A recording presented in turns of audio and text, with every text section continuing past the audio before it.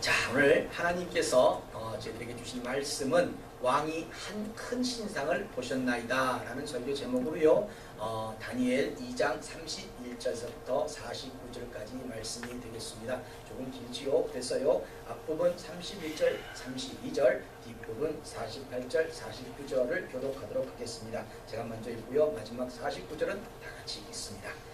왕이요, 왕이 한 큰 신상을 보셨나이다. 그 신상이 왕의 앞에 섰는데 크고 광채가 특심하며 그 모양이 심히 두려우니 그 상의 머리는 정글이며 가슴과 뼈는 이며 배와 면적다리는 것이요.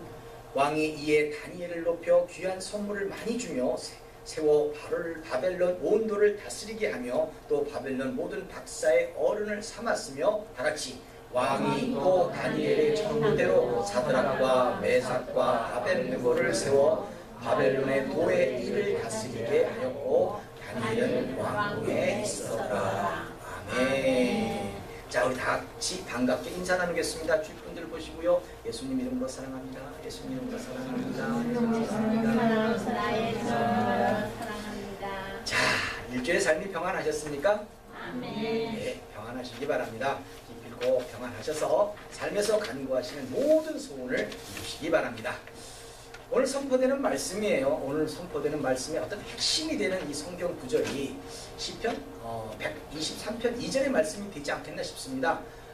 종의 눈이 그의 상전의 손을, 여종의 눈이 그 주모의 손을, 바람같이 우리 눈이 여호와 하나님, 우리 하나님을 바라며 우리를 긍휼히 여기시기를 기다리나이다. 아멘. 자, 저와 여러분들은 뭐죠? 성도입니다. 성도.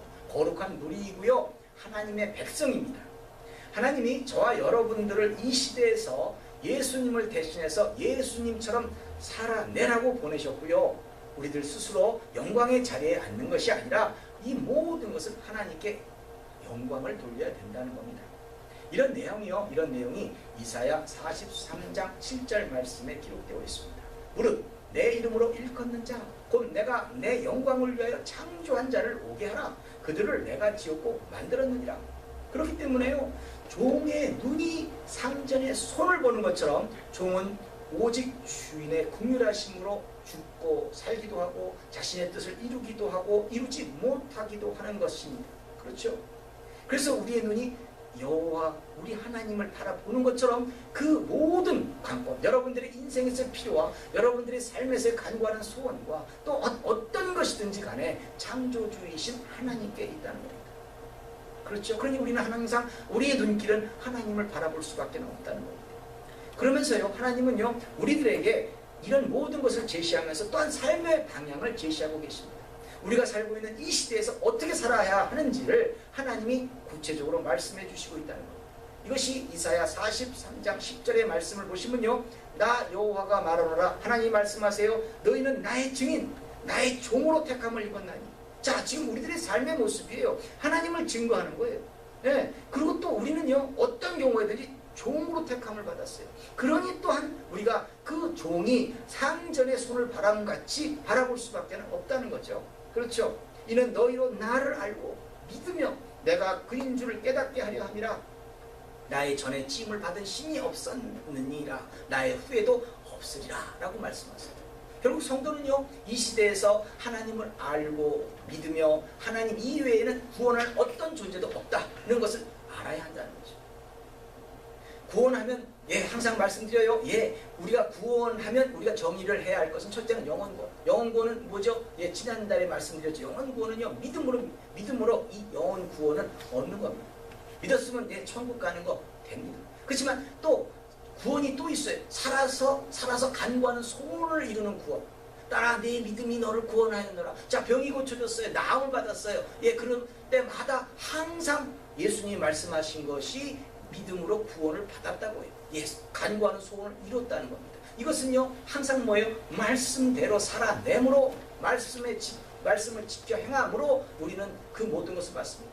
자, 가장 기본적으로 여러분들이 오래 살고 싶어요, 장수하고 싶어요. 그럼 뭐 해야 되죠? 가장 기본적인 게 성경에서 말하는 거는 부모님을 공경하라고 돼 있어요. 부모님을 공경하면 장수라는 축복을 주신다는 거죠. 항상 성경 말씀은요, 성경에 기록된 모든 축복은 어떻게 하면 어떻게 어떤 것을 주신다고 기록되어 있기 때문에 우리가 살아서 삶에서 강구하는 모든 소원은 말씀을 지켜 행하는 대로 이루어지게끔 되어 있습니다. 어찌하든요, 우리가 가지고 있어야 될 것, 우리로 필요하는 모든 것은 다 누구에게 있다? 누구에게 있다? 다 여호와 하나님께 있다는 겁니다. 그래서 마지막으로요, 하나님은 우리들에게 이렇게 권면하세요. 이사야 43장 21절에서 이 백성은 내가 나를 위하여서 지었나니, 예, 우리들을 위해서 있을 만한 틈도 없어요. 다 하나님을 위해서 지었나니 나의 찬송을 부르게 하려 함이니라 라고 말씀하신다는 겁니다. 그래서 성도는 어떤 어려운 환경에 처했어도요, 하나님을 찬양함으로 하나님의 긍휼을 기다리는 자여야 됩니다. 우리는 찬양밖에 할 게 없다는 거죠. 감사할 것밖에 없다는 거죠. 그렇게 찬양하고 하나님의 긍휼을 기다리는 거예요. 여종의 눈이 주모의 손을 바람과 같이. 얼마나 간절하고 애타겠어요. 우리 마음 그런 거 아닙니까? 우리가 기도 제목을 갖고 있어요. 얼마나 간절하고 애틋한 그 심정입니까? 바로 그러한 같은 그 심정으로 여종의 눈이 그 주모의 손을 바람같이 하나님을 바라봐야 한다는 겁니다. 그래야 뜻을 이룰 수 있다는 거죠. 여기에 모이신 모든 지체들은요, 이런 축복의 원리를 깨닫고 승리하시기를, 간구하는 소원을 이루시기를 예수님 이름으로 축원합니다. 자, 오늘은요, 다니엘이 하나님으로부터 받은 이 은밀한 꿈의 내용이 무엇인지에 대해서 말씀드리겠습니다. 사실 그 결론부터 말씀드리면요, 하나님은 이 은밀한 꿈을요, 다니엘을 통해서 알게 하심으로, 지금 느부갓네살 왕이 꿈을 꾸었는데 이것을 지금 하나님을 섬기는, 하나님을 경외하는 다니엘을 통해서 느부갓네살 왕으로부터 이걸 알게 했는 겁니다. 그래서 느부갓네살 왕으로부터 하나님을 찬양하게 만드셨던 거예요. 느부갓네살 왕이 그 소리를 다 듣고서는 하나님을 찬양해. 어떻게 해요? 오늘 본문 2장 47절에서 왕이 대답하여 다니엘에게 이르되, 모든 꿈과 꿈의 해몽을 듣고 난 다음에 지금 이 느부갓네살 왕이 얘기하는 거예요. 너희 하나님은 참으로 모든 신의 신이시오, 모든 왕의 주제시오다. 네가 능히 이 은밀한 것을 나타냈으니 내 하나님은 또 은밀한 것을 나타내시는 자시로다 라고 고백을 합니다. 찬양을 합니다. 하나님은요, 이 세계 정복의 야욕을 품고서 고민하는 느부갓네살 왕에게 앞으로 전개될 세계사의 내용을 딱 알려주시면서요, 하나님은 모든 왕의 주시로다라는, 즉 하나님의 계획하심으로 세상은 움직이고 있다는 것을 깨닫고 고백하고 찬양하게 만드신 겁니다. 그리고 이후에 또 한편으로 본문 2장 49절의 말씀을 보시면 왕이 또 다니엘의 청구대로 사드락과 메삭과 아벳느고를 세워 바벨론 도의 일을 다스리게 하였고 다니엘은 왕궁에 있었더라는 겁니다. 결국 하나님은 뭐예요? 다니엘과 세 친구들을 온전히 하나님의 일의 수단으로, 도구로, 기도하는 도구로, 대변하는 도구로, 자, 다니엘은 말을 했잖아요. 그렇죠? 대변하는 도구로 사용하시고 그 상급으로 하나님이 어떻게 해요? 그 느부갓네살 왕을 통해서 높이시는 축복을 허락하신 겁니다. 하나님을 사용하시면요, 하나님이 우리들을 사용하시면 하나님이 높여주세요. 그러니까 하나님은 뭐예요? 하나님은 또 다른 사람을 통해서 우리들을 높이시는 거예요. 그런 축복을 받는 거죠. 하나님의 도구로 사용받는다는 것 자체가, 예, 우리는 낮아지고자 하더라도 하나님을 세우신다는 그 말씀이 일맥상통하게 지금 움직이고 있다는 거죠. 즉 이 바벨론의 온도를 다스리게 되는 영광, 이게 뭐겠어요? 그렇죠? 최소한 뭐 도지사 정도는 되지 않을까요? 또 그 다음에 뭐 다니엘은 왕궁에 있었다고 하니까 뭐 총리. 그렇죠? 이 사람 다니엘은요, 그 이후에 축복이 뭐예요? 왕이 6번씩 갈려도요, 그 자리 계속 유지를 해요. 많은 사람들이 다니엘을 갖다가 시기해가지고 막 그냥 그야말로 사자굴에도 넣고 풀무불에도 넣고 이제 앞으로 전개될 이야기입니다만, 그런다 할지라도 다니엘은 끄떡도 안 해요. 네, 대단한 거죠. 하나님이 높이시는 자는 이런 겁니다. 이런 거예요. 자, 아무튼 지금부터는요, 왕이 이제 꾼 꿈에 대해서 좀 정리하면서 말씀드리도록 하겠습니다. 자, 오늘 본문이 31절서부터 35절까지 내용이 왕이 꾼 꿈의 내용입니다. 왕은 신상을 봤습니다. 왕은 신상을 봤는데 어떤 신상이 왕의 앞에 딱 서 있는데 그 신상은 아주 크고 아주 광채가 빛나서 그 모양이 심히 두려운 것이었다고 말하고 있습니다. 그 신상의 머리는 뭐죠? 머리는 정금이요. 그 다음에 이 가슴과 팔들은 은이요. 그 다음에 배와 넓적 다리는 노시였어요. 자, 그럼 뭐 생각나는 거 없어요? 금, 은, 동. 그렇죠? 예, 금, 은, 동으로 내려가고 있어요. 그 다음에 이 종아리는 철이에요. 그 다음에 이 발은 뭐예요? 발은 얼마는 철이고 얼마는 진흙이었다고 지금 말하고 있는 겁니다. 이걸 지금 왕이 꿈을 꾼 거예요. 그런데 그 이후에 뭐냐면 왕이 보신즉 사람의 손으로 하지 아니하고, 자 이제는요 뜨인 돌, 지금 말해서 어떤 돌이, 뜨인 돌이라는 건 어떤 떠냈다든지 어떤 그 채석장에서 이게 돌이 떨어진 것처럼 큰 돌이 떨어졌다는 거예요. 이 뜨인 돌이 신상의 철과 진흙에 발을 쳐서, 그러니까 이런 옆부분 윗부분이 아니라 이 발을 치는 거예요. 그래서 발을 딱 쳐가지고 부서뜨리자 그때 철과 진흙과 놋과 은과 금이 다 부서져 버립니다. 다 부서져 버려서 여름 타작마당에 이 겨와 같이 바람에 막 흩어져 버리는 거예요. 그러고 난 다음에 그 우상을 친 돌은 남아있어가지고 아주 거대한 산을 이루어서 세계, 온 세계에 가득하다고 지금 꿈을 지금 얘기하고 있는 거예요. 이런 형상을요, 많은 사람들은 이렇게 표현해. 후대 사람들이 이제 그림으로 이제 그려놨어요. 화면을 봐주시기 바랍니다. 첫째 그림이. 자, 지금 왕이 꿈을 꾸죠? 네, 꿈을 꾸는데 거기서 지금 뭔지 모르는 것, 신상에 대한 꿈을 꿨는데 이 사람은 꿈을 꾸고 난 다음에 잊어버린 거예요. 느부갓네살. 그 다음에 두 번째 그림 주시기 바랍니다.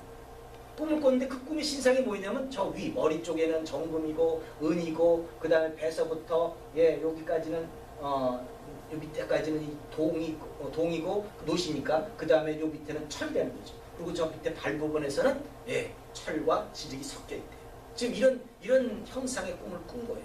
근데 나중에 뜨인 돌이 딱 이 발을 치는 거예요. 다음 화면 주세요. 뜨인 돌. 예수님이죠. 이게 지금 여러분들 생각할 때 사람의 손으로 하지 않고라고 성경은 표현되고 있어요. 그러면 이 돌 같은 거는 사람이 누가 뭐 던져야 될 거 아니에요. 뭐 이렇게 던져야 이게 쫙 하고 날아가가지고 뭐 이렇게 표적을 마치기도 하고 그러는 건데, 이 돌은 사람의 손으로 하지 않고 어디선지 모르게 확 나타나서 지금 치는 거예요. 자, 그렇다면 이게 무엇이 연상돼요, 여러분들? 동정녀, 예수님의 탄생. 그렇죠. 사람의 손으로는 사실 그 동정녀 탄생이라는 게 있을 수 없잖아요. 처녀가 잉태해가지고 아들을 낳아요. 그렇죠. 뜨인 돌이에요. 우리 손으로 어떻게 할 수 없는 뜨인 돌이에요. 그래서 땅 치는 거죠. 그런 것이 지금 연상되고 있습니다. 아무튼 이런 식으로라도요, 사실 여태껏 다니엘의 꿈, 금신상의 꿈 그러면 뭔가 굉장히 어려웠어요. 뭐 꿈은 무슨 있긴 있는데 그 꿈이 뭐라, 쉽게 생각하세요. 금, 은, 철, 그 다음에 철하고 흙하고 녹여져 있는데 뜨인 돌이 그냥 꽝 쳤다. 이렇게 생각하시면서 하나님이 이 세상 역사를 주관하시는 그 부분으로 쫙 연결되고 있다는 거죠. 다니엘은요, 이제부터 그것을 다시 해석해요. 본문 37절부터 38절의 내용이 뭐냐면 그 신상의 금머리는 뭐예요? 바벨론 나라의 왕, 느부갓네살 자신을 가리키고 있는 거예요. 그래서 느부갓네살 왕은 모든 왕들의 왕이었다는 거예요. 하기야 뭐 다니엘도 사실 좀 말하고 있는 왕한테 좀 높여줘야 될 거 아니에요. 그러니까 하나님이 이런 모든 권세와 능력과 영광을 왕에게 주셨고, 또 인생들을, 또 주변에 있는 모든 들짐승과 공중의 새들을 어느 것을 다 막론하고 그것들을 왕의 손에 붙이셔서 다 모든 것을 느부갓네살 왕 당신이 다스리게 만들었습니다 하고 얘기를 하는 거예요. 그런데 이후에 본문 39절에 딱 보시면 왕 후에, 이 느부갓네살 왕 후에 왕만 못한 다른 나라가 일어날 것이요 라고 얘기를 하고 있어요.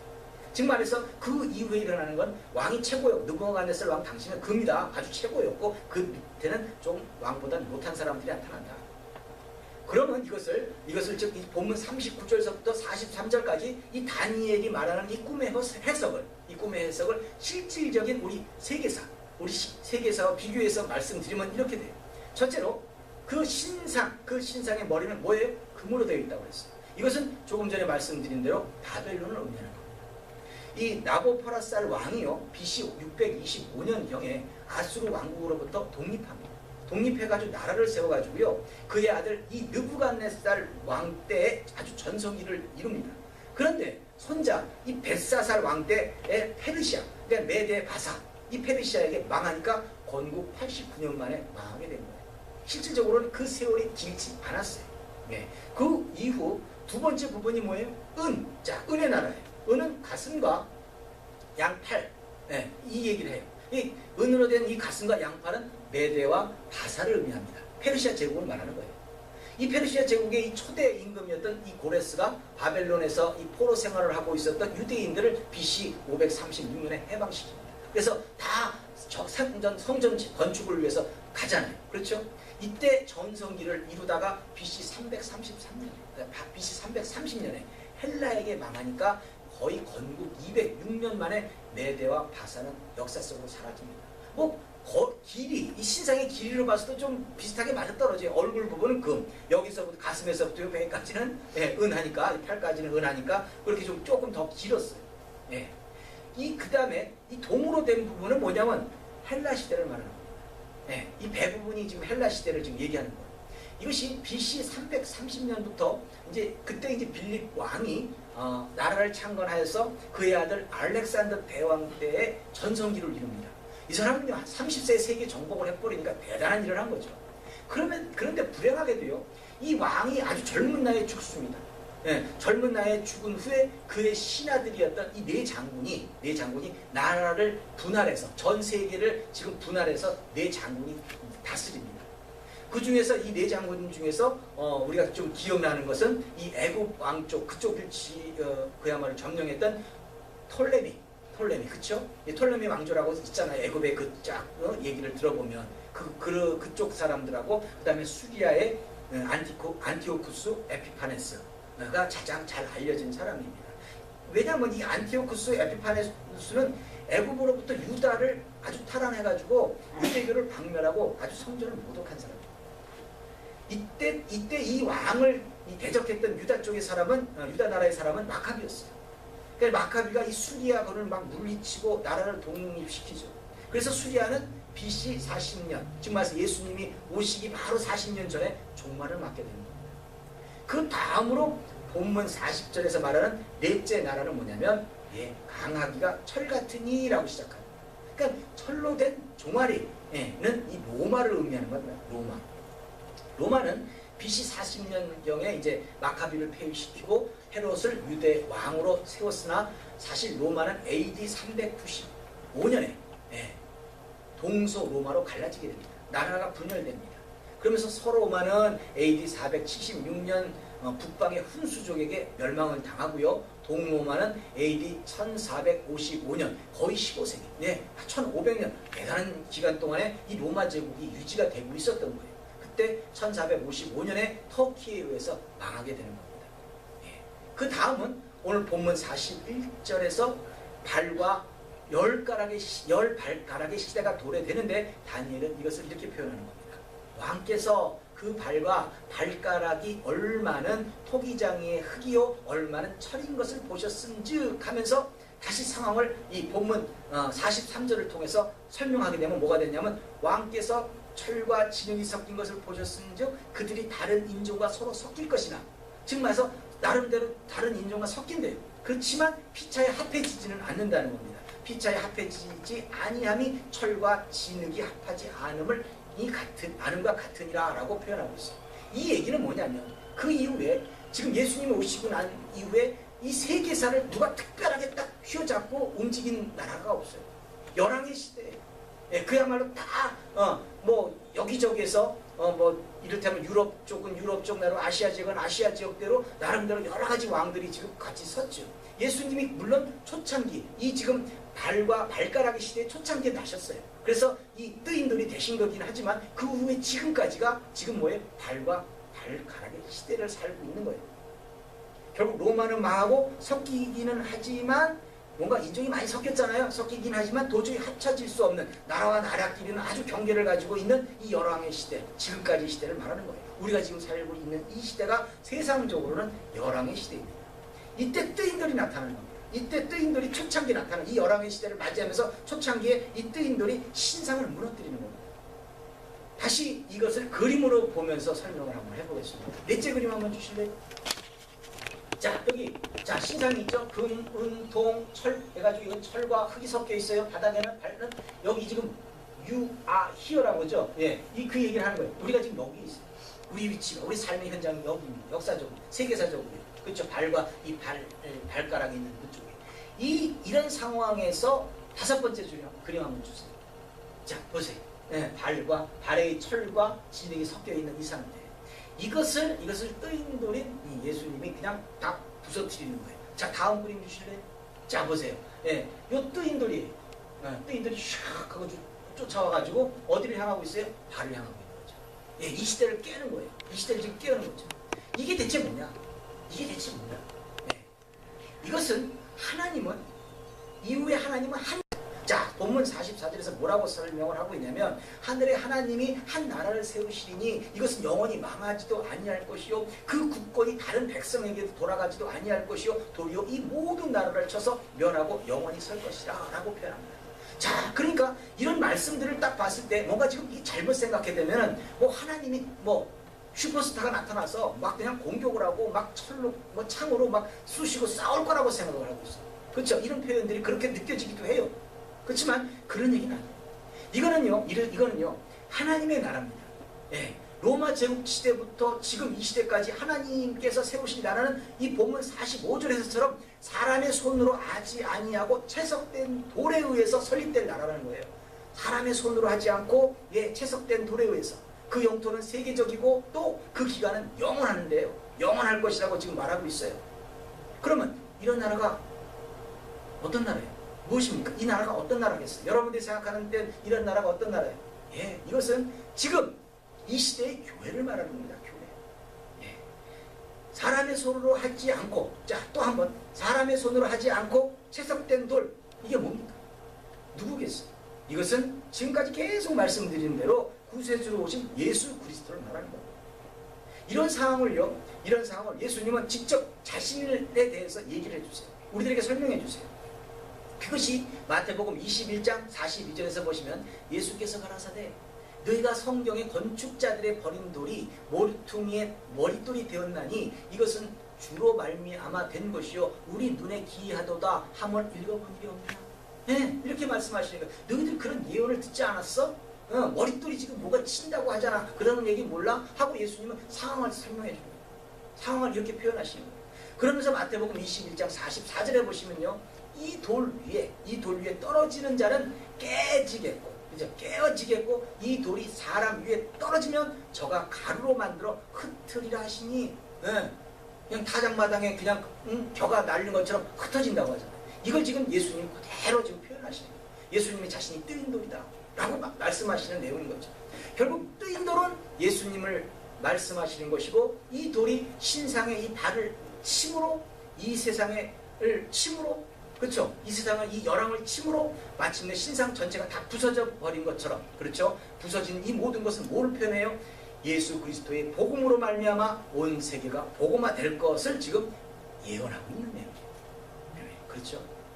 예수님 말씀하십니다. 마태복음 4장 17절에서 이때부터는 뭐예요? 하나님의 나라예요. 이때부터 예수께서 비로소 전파하여 가라사대 회개하라 천국이 가까웠느니라 하시더라고요. 이 말을 많은 사람들이 오해해서 초창기 지금 열왕 시대, 열 발가락의 시대를 시작하는 시점에서 회개하라 천국이 가까웠나라 하니까 그야말로 바로 지금 뭐가 세상이 끝날 거라고 생각했지만 아니죠. 우리는 알지요. 언제 끝나요? 모든 이 하나님의 이 복음이, 예수님의 이 복음이 온 세상에 다 증거될 때까지, 그래서 다시 예수님이 오실 때까지예요. 그때 끝나는 거예요. 그렇죠. 그러니까 우리는 지금 그때까지 뭘 해야 돼요? 우리들의 세대, 우리에게 맡겨진 이 시대에서 예수님을 대신해서 예수님처럼 살아내라는 사명이 우리들에게 있다는 거죠. 이게 역사적인 사명인 거예요. 사도 바울은 이걸 이렇게 표현하고 있습니다. 골로새서 1장 13절에서 그가 우리를 흑암의 권세에서 건져내사 그의 사랑의 아들의 나라로 옮기셨으니 발음하기도 힘들어요. 그의 사랑의 아들의 나라. 그렇죠? 이 말은 우리가 지금 뭐예요? 예수님을 믿고 지금 교회에 나오는 것 아닙니까? 이것이 여러분들이 지금 이 예배 드려 나온 이것이 아들의 나라라고 지금 표현하고 있는 거예요. 그렇죠? 그러면서 이어지는 14절에서 그 아들 안에서, 자, 예수 그리스도 안에서 우리가 구속, 곧 죄사함을 얻었다. 우리가 지금 예수님 때문에 구속, 죄사함을 얻었다. 이것이 하나님 나라의 시작인 거예요. 하나님은요, 저와 여러분들을 구원하시기 위해서 세상을 움직이시고 간섭하셨던 겁니다. 지금 이 느부갓네살 왕의 꿈을 통해서 쭉 훑어나가다가 보면 여러분의 나라가 딱 종착되는 거예요. 그렇지 않겠습니까? 지금요, 바벨론을 시작해가지고 뭐 점점 해가지고 열왕 시대까지 다 간섭하셨어요. 그러면서 그때 예수님을 보내주시고 죄를 구원해 주셨어요. 그러면서 지금 우리들에게 뭐예요? 우리들로 하여금 하나님의 나라를 넓히라는 거예요.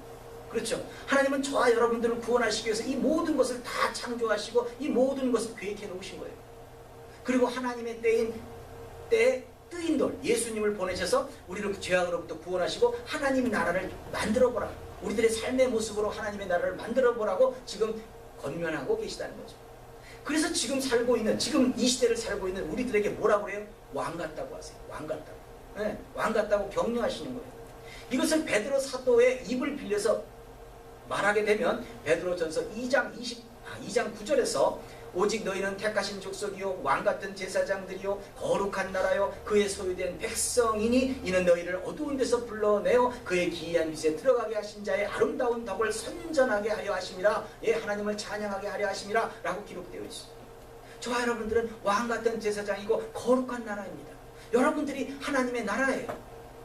이 시대에서 여러분들이 무엇을 해야 하고 여러분들이 어떤 삶을 살아야 되는지 여러분들이 하나님의 나라이기 때문에 그 정체성을 가져야 된다는 거죠. 그것이 종의 눈이 그의 상전을 보는 것처럼 간절한 마음으로 하나님의 뜻을 살펴야 된다는 거죠. 오늘 본문 말씀은요 어떻게 보면 참 뜬금없이 계속 이 역사적인 내용이었어요. 조금 지루하실 수는 있을런지 모르겠습니다만 모든 세상의 역사도 온 우주의 일도 하나님이 주관하시는 겁니다. 또 따지고 보면 진짜 이 별 볼 일 없는 성경에 표현하기로 뭐라고 해요? 너희들은 잠시 있다 안개처럼 사라지는 자들이래요. 그런 사라지는 자들도 하나님께서는 간섭하시고요. 우리들의 개인의 삶에서 하나님의 나라를 세우시겠대요. 우리 같은 자들로. 그렇죠? 그래서 우리는 그야말로 희망을 가질 수 있는 거 아니겠어요? 그래서 우리는 소망을 가질 수 있는 거 아니겠습니까? 우리의 삶은 그래서 더 하나님의 눈길을 벗어나서도 안 되고 하나님의 눈길을 벗어날 수도 없는 겁니다. 사실 세상은요 우리가 생각하는 것보다 더 험합니다. 사실 따지고 보면 어떻게 저렇게 생각할 수 있을까라고 하는 부분도 참 많이 일어나고 있어요. 지금 많은 사람들이요 지금 또 우리 대한민국 우리 한국에서는 이 노무현 대통령 시절에서 사초 실종의 사건이죠. 아무튼 그것에 대해서 검찰의 어떤 이 수사 결과를 발표했습니다. 그것을 여당 아니고 야당 쪽에서는 그러죠. 일종의 짜맞추기 수사였다고. 이 짜맞추기가 뭐예요? 자기 신들의 생각과 같지 않다고. 그런 상황을 설명하기 위해서 짜맞추었다는 표현을 사용하고 있습니다. 오늘 말씀도 마찬가지예요. 많은 사람들이요 각기 다른 해석을 합니다. 짜맞추어서 뜨인 돌을 예수님으로 표현했다고 하고요. 하나님의 나라는 예수님의 핏값으로 세우신 오늘날 우리들의 그 교회를 말하는 것이 아니라 이게 교회를 말하는 건데 다시 오실 예수님이 앞으로 세우실 나라를 말한다고 지금 많은 사람들이 이야기합니다. 그러니까 너희들끼리 편안하게 짜맞춰서 지금 생각하고 있다는 거죠. 이것은 뭐예요? 생각이 지금 다르고요. 보는 관점이 틀리는 거예요. 하나님의 나라가 물리적으로 전쟁을 해서 사람을 죽여서 이렇게 이건 아니죠. 이건 아니죠. 전 이것은 아니라고 생각합니다. 이런 것들은 핵심이 아닙니다. 실질적으로 보여지는 나라가 아니라고 생각합니다. 분명한 것은 하나님의 나라는 뭐예요? 우리들로부터 시작한다는 겁니다. 우리가 왕같은 제사장이요 거룩한 나라라고 선포하실 때 우리의 삶의 모습은 하나님의 나라입니다. 우리들의 삶의 모습으로 하나님의 나라는 그 지경을 넓혀 나가는 겁니다. 세상을 정복해 나가는 겁니다. 우리의 삶의 모습으로 믿지 않는 많은 사람들이 복음을 받아들이고 우리들의 삶의 모습으로 저게 예수님의 삶의 모습이었나 보다 라고 생각하고 또 그 복음을 받아들인다면 그 점점 복음은 넓혀져 나가는 거예요. 그 지경을 넓혀 나가는 거예요. 하나님 나라는 그렇게 넓혀져 나가는 것이거든요. 이것을 믿을래 안 믿을래 넌 무조건 믿어 하고 칼로 들이댈 거예요. 그 사람들 그런 건 아니잖아요. 하나님 말씀하시는 그 내용은 그런 건 아니잖아요. 우리가 항상 오해하고 있는 것은 실체와 형상이 나타날 거라고 생각하기 때문에 많은 사람들이 뭐예요? 재림 예수교가 나타나는 거예요. 예수님이 오신다 해가지고 재림하신다 오늘 그날이다 마지막 날이다 그래가지고 여러 가지로 참 많은 사람들을 현혹시키고 있는 거 사실이었잖아요. 그런 거예요. 세상은요 이 약한 자들을 핍박합니다. 세상은 약한 자들을 밟고서 자신들이 올라서려고 합니다. 세상의 원리예요. 우리는요 그 약한 자들을 사랑함으로 섬김으로 나눔으로 하나님은 영광을 받으시기 때문에 다른 게 아니에요. 그 약한 자를 그러니까 우리들의 목이라는 거예요. 그때 하나님의 나라의 지경은 넓혀지는 거죠. 네. 그냥 눈에 보이는 땅이 넓혀지는 것이 아니라 하나님의 은혜가 넓혀지는 겁니다. 이건 국경을 초월하게끔 되어 있어요. 그렇지 않습니까? 지금 필리핀에서 엄청난 재앙이 닥쳤어요. 그 속에서 지금 하나 지금 섞여가는 게 있어요. 뭐가 섞여요? 온종의 손길에 섞여가고 있잖아요. 거기에 지금 많은 나라들이 섞여가고 있잖아요. 거기에 따라서 뭔가 돈도 지원하고 여러 가지 일꾼들도 보내고 해서 이게 지금 움직이잖아요. 그게 뭐예요? 왜 그것이 일종의 복음이에요. 네. 바로 그렇게 지금 점점 넓혀져 나가고 있는 거죠. 하나님 나라의 지경은 그렇게 넓히는 겁니다. 그냥 눈에 보이는 땅이 넓혀지는 거라고 생각하면 아니 됩니다. 세상에서 대부분 많은 사람들은요, 그래요, 나의 삶이 가장 합리적이라고 얘기합니다. 야, 나는 말이야, 그래도 내 나름대로는 줄 것은 주고 받을 것은 받고 뭐 자신이 말한 대로 약속을 지키고 이렇게 살고 있어. 그럼 됐지 라고 생각하는 사람들 부지기수로 많습니다. 어떻게 보면요, 참 이런 사람들 참 바른 삶을 살고 있는 거 맞아요. 진짜 바른 삶. 세상에 더 험한 사람들이 얼마나 많은데 그래도 좀 낫죠. 그러나 거기서도 온전하지 못하다는 거예요. 문제가 있다는 거예요. 그것으로 하나님 나라의 지경을 넓힐 수가 없다는 거예요. 어떤 유명한 대학의 교수가 즉 나름대로 세상에서 어떤 존경받는 위치에 있는 어떤 사람이 바로 지금 아까 말씀드린 대로 줄 것은 주고 받을 것은 받고 자신이 말한 대로 약속을 지키며 살고 있는 이 거칠한 사람이 자신의 그 자서전을 통해서 이렇게 말합니다. 전쟁은 내 인생의 긴 여름을 갑자기 마감해버렸다. 이것이 뭐예요? 인생에서 봄이 있고 봄의 시절이 있고 여름의 시절이 있고 가을의 시절이 있고 겨울의 시절이 있듯이 한참 젊은 날에 뭐예요? 전쟁 때문에 고생을 많이 했다는 거예요. 그 이후에 그 전쟁에 그 여러 가지도 복구도 해야 될 거 아니에요. 그 이후에 나는 쓸쓸한 가을과 시련의 겨울밖에는 기대할 것이 없었다. 이제 나는 어떻게 해서든지 자 여기 관건이에요. 어떻게 해서든지 절망에 빠지지 않도록 애를 써야 한다 라고 한탄스러운 말을 남깁니다. 하나님이 없는 사람은 자신이 어떻게 해서든지 자신을 지켜야 해요. 절망하면은 그 인생이 절망적으로 빠질 수밖에 없다는 것 믿지 않는 사람도 안다는 거예요.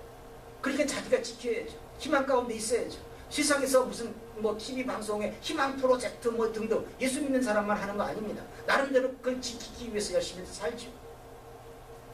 근데 우리는 주어진 인생에서 믿거나 안 믿거나 꼭 마주쳐야 될 부분은 똑같다는 거예요. 확신할 수 없는 미래. 그 미래에 대한 불안과 초조. 이것은 누구에게나 엄습해옵니다. 믿는 사람에게나 믿지 않는 사람에게나 이런 부분들이 와 있어요. 다 똑같이 다가옵니다. 그렇지만 그 누구에게도 이것이 자신의 행동과 책임에 따라서 어떻게 되느냐에 따라 결정이 달라져요. 믿는 사람들은 어떻습니까? 예수 믿는 사람들은 모든 걸 하나님께 다 맡기고 하나님의 말씀 가운데 살아가는 것으로 결단해서 우리의 그 미래를 보장받아요. 하지만 믿지 않는 사람들에게는요, 그런 보장받을 길이 없다는 거예요. 그러니까 그들은 항상 자신의 꾀로, 자신의 생각으로, 자신의 어떤 불안한 요소들을 다 제거하려고 해요. 근데 문제는요, 인간의 이 죄악된 문제들은, 특히 이 영적인 문제들은요, 절대 혼자서 벗어날 수 있는 것이 없습니다. 이게 인생이에요. 우리 스스로 어떻게 죄의 문제가 해결됩니까? 인간은 절대로요, 혼자서 이 절망을 극복할 수가 없습니다. 불안을 극복할 수가 없습니다. 그때마다 인간은 엉뚱한 행동을 하게끔 되어 있어요. 요즘에 그 연예인들 이야기입니다만, 그렇죠? 아니, 그 연예인들이면 진짜 공인이고 또 물질적으로도 좀 어느 정도는 좀 이렇게 여유 있게 쓸 수 있는 사람들인데 대체 무엇이 부족해가지고 막 전화로 도박을 합니까? 그것도 뭐예요? 어떤 축구팀이 이길지 그거를 맞추는 것으로 무슨 수억씩이나 날려요. 참 할 일도 없는 인간들이지. 그렇죠? 이런 행동의 원인은 뭐예요? 그들의 인생에서 예수님이 없어서이고 자신이 스스로 무엇인가 하겠다는 이 교만에서 그런 게 빠지는 거예요.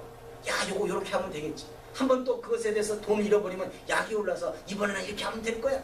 자신들의 생각이죠. 그 자신들이 그 생각대로 행동을 책임져야죠. 이제 법률적으로 글쎄 어떤 결과가 나올지 모르겠습니다만 그런 거예요. 근데 믿는 우리들에게는 뭐예요? 예수님이 희망입니다. 그 예수님만 계시다고 한다면 전혀 불안한 미래는 없어요. 두려움은 없어요. 그것이 우리들의 진실한 믿음이고 하나님의 나라가 더욱더 확장된다는 거죠. 이 스스로 알 수 없는 이 미래 앞에서 우리는 절망하는 게 아니라 우리의 문제는 예수님을 믿고 맡기고 우리는 다만 뭐예요? 말씀대로 오늘 하루하루를 최선을 다해서 살아내면 된다는 거죠. 우리는 그거예요.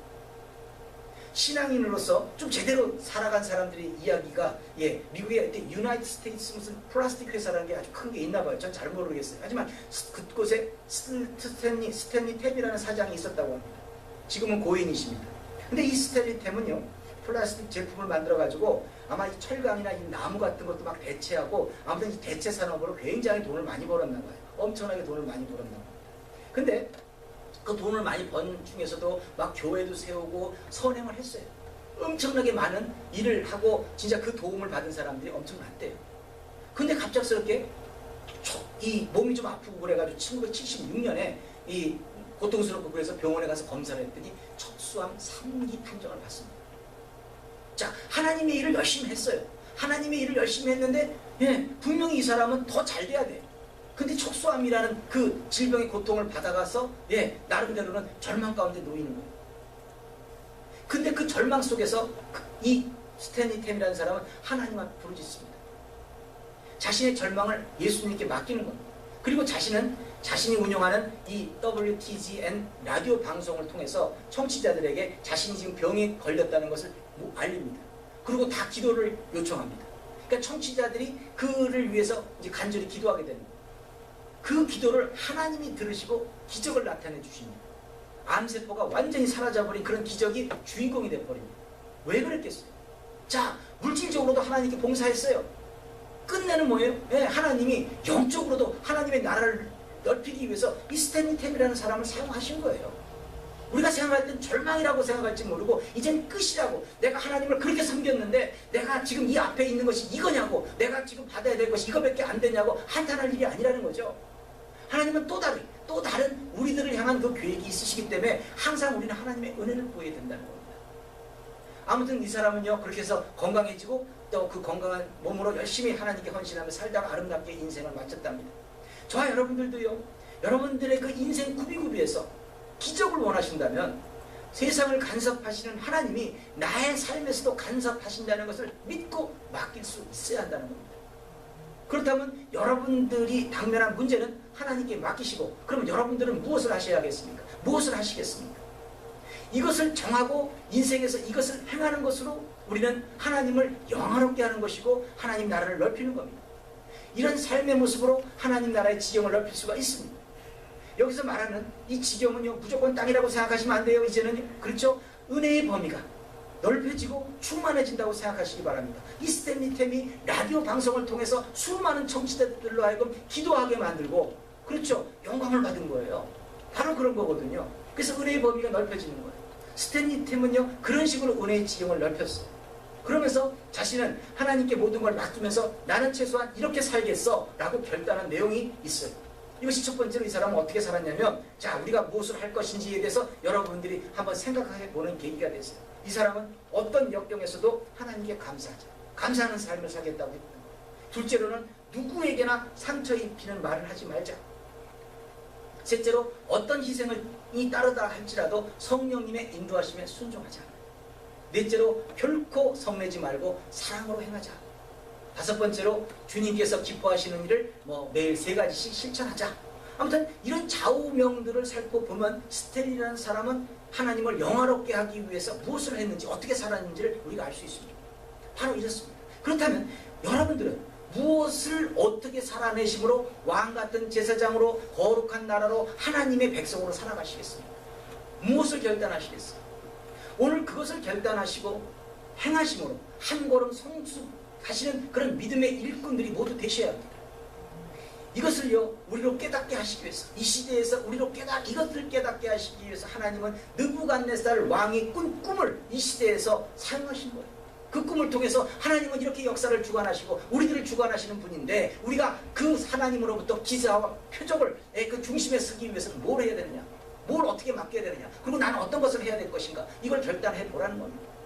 여러분들의 삶에서 기적은요, 하나님께 온전히 맡길 때 일어나는 겁니다. 이 세상을 주관하시는 하나님께 온전히 맡기는 믿음으로 여러분들의 결단으로 간구하는 소원은 이루어지는 겁니다. 이런 축복된 삶의 모습이 인생의 구비구비에서 충만하게 임하게 되시기를 예수님 이름으로 축원합니다. 기도하겠습니다. 할렐루야. 하나님 아버지 감사합니다. 믿음의 일꾼들 새로운 도전으로 살게 하신 진심으로 감사합니다. 하나님 저희들의 삶을 통해서 하나님 일하시는 줄 알고 있사오니 저희들이 두 가지 어떤 것이든 감동이 오는 대로 붙잡고 살 수 있도록 도와주시옵소서. 그 삶의 모습을 통해서 이 시대에서 예수님을 대신해서 예수님처럼 살게 하심으로 하나님 저희들이 감당하는 시대가 되게 하여 주시옵소서. 이 시대에서 하나님을 영화롭게 하는 삶의 모습으로 저희들을 축복하여 주시옵소서. 감사하며 이 모든 말씀 예수님 이름으로 기도드립니다. 아멘.